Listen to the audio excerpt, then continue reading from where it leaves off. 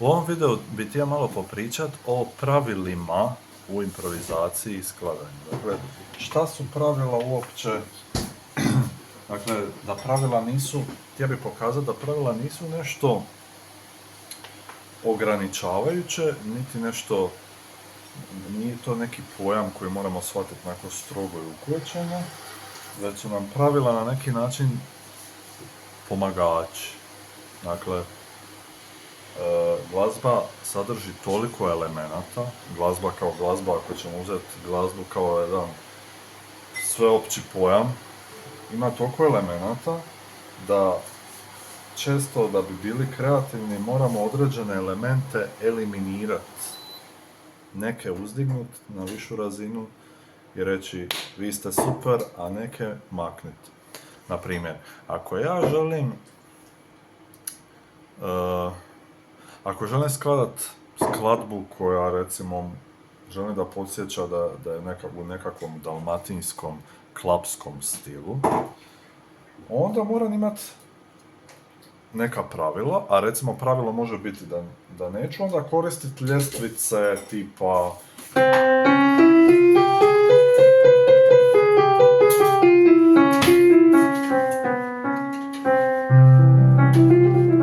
neću koristiti tu ljestvicu, jer onda neće zvučat tako kako ja želim da zvuči, a to je dalmatinski i klapski, jel? Nego će pravilo biti da number one ljestvica, recimo, je obična durska ljestvica.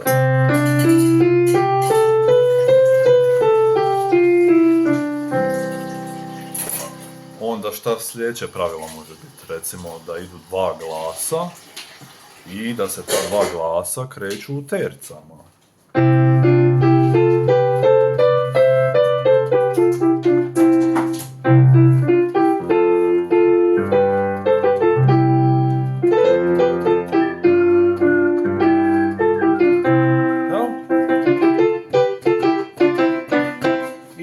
Recimo, nekako treće pravilo je možda da ritam nije neki, da ritmovi koje koristim da ne budu neki prekomplicirani, da sama mjera ne bude prekomplicirana, dakle, zapravo ovisi hoću li sporiju skladbu ili ću brzu skladbu. Recimo, mogu sporiju skladbu pa će biti možda više rubato, više...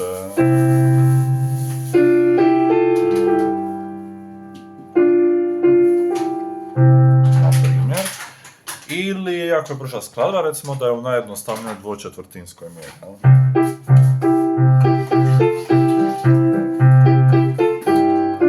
Da ne bude nešto...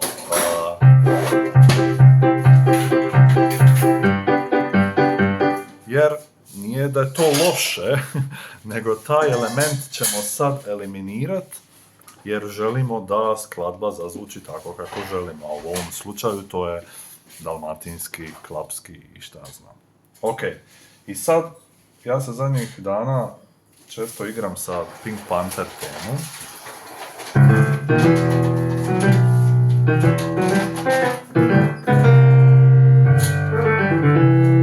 I sad ako ja hoću tu temu, recimo jučer sam improvizirao u nekakvom, kao došla mi ideja da je probam prebaciti u nekakav nokturno stil, onako malo i dramatičan u sredini. I sad, moram imati, ne mogu bilo kako, nego imam ta neka pravila koja me vode da najbrže dođem do tog željenog zvuka. I onda recimo, pravilo, kako uopće doći do nekih pravila, najbolje je sitit se neke kompozicije koja je u tom stilu. No? Dakle, ako želim nekakvi romantični nokturno, malo drama, malo ono, sitim se recimo Chopina.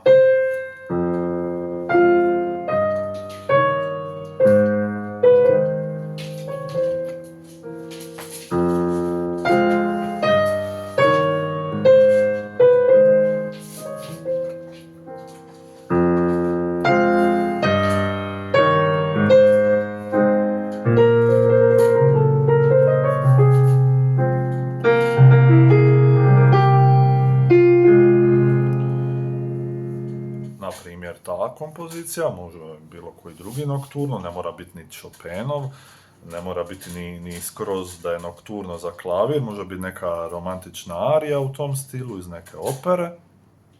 I onda, ako dobro poznajem elemente takve glazbe, onda mogu i šta više poznajem elemente takve glazbe, kako ja želim da mi zvuči Pink Panther, to ću bolje improvizirati. Bolje u smislu, bolje, vjernije toj ideji, ne bolje kao ja sam najbolji na svijetu. I onda, recimo, uzmem, znači imam koje elemente, koji su elementi tipični za taj stil. Dakle, nekakva pratnja u livoj ruci, recimo da ima bas i akord, i pjevna desna ruka, jel, kao u Chopinu, kako je melodija u desnoj. I to mi je nekakvi početak. I onda mogu, idem sad Pink Panthera, recimo.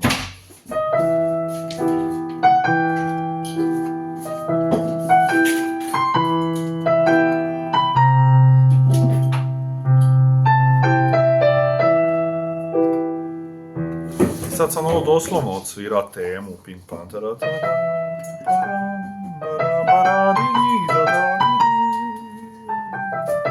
Znači, note su i ritam apsolutno isti, kao i original.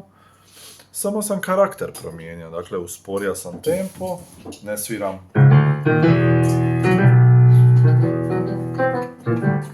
Ne sviram u tom stilu i karakteru, nego sviram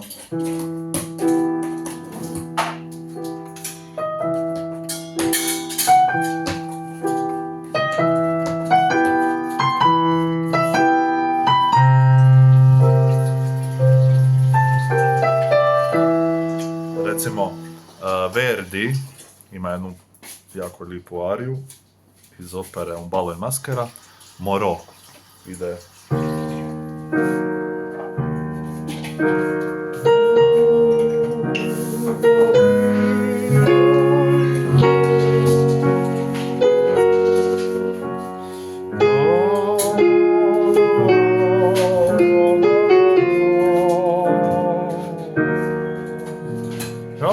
I onda u tom stilu sviram i Pink Panther. Ali naravno ne moram se držati točno ove melodije. Mogu otići dalje, to jest mogu je malo promijeniti, malo modificirati. Recimo mogu napraviti ovo.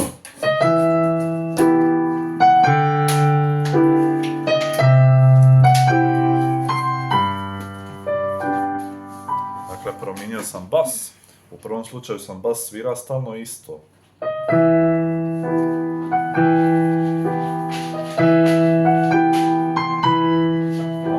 A u ovom drugom primjeru sam bas vodio silazno.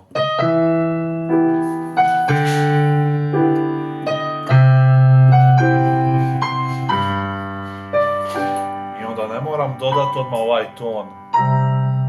On paše u originalu zato što je s tim tonom dobijemo malo taj misteriozni karakter. Ali ovdje ne moramo odmah, možemo recimo napraviti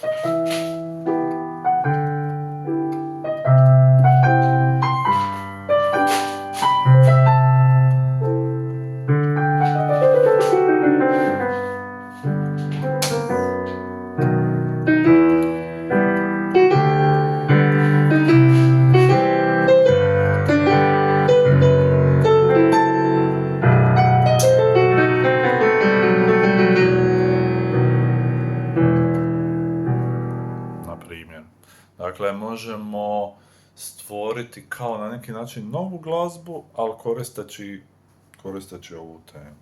Dakle, i da, još jedna stvar za uvod. Možemo početi recimo sa ovim.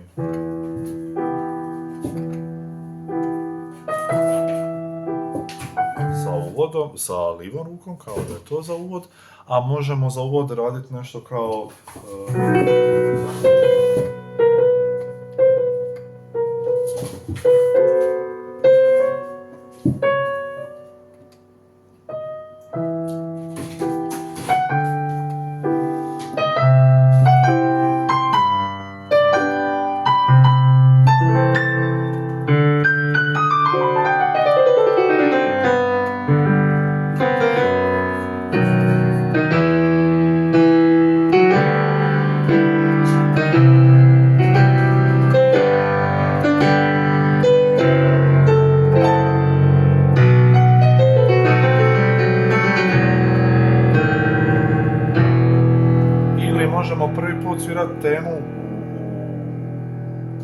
desnoj,